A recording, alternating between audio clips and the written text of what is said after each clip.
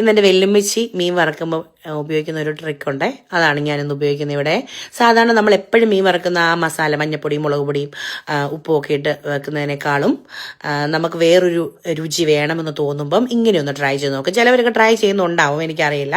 ഇല്ലാത്തവർക്ക് വേണ്ടിയാണ് ഞാൻ ഈ പറയുന്നത് കേട്ടോ. ഇത് ഏത് മീൻ വേണമെങ്കിലും നമുക്ക് എടുക്കാം. ഞാൻ കുറച്ച് കാശ്മീരി മുളക് പൊടിയും എരിവുള്ള മുളക് പൊടിയും മഞ്ഞപ്പൊടിയും ഉപ്പും നാരങ്ങാനീരും ഒഴിച്ച് മീൻ ഒരു അരമണിക്കൂർ മാരിനേറ്റ് ചെയ്ത് വെച്ചു. അത് കഴിഞ്ഞിട്ട് നമ്മൾ സാധാരണ വറക്കുന്നത് പോലെ എണ്ണയ്ക്കകത്ത് ഞങ്ങൾ വെളിച്ചെണ്ണ തന്നെയാണ് ഉപയോഗിക്കുന്നത് കേട്ടോ. അതിൻ്റെ രുചി ഇത് പ്രത്യേകമാണല്ലോ.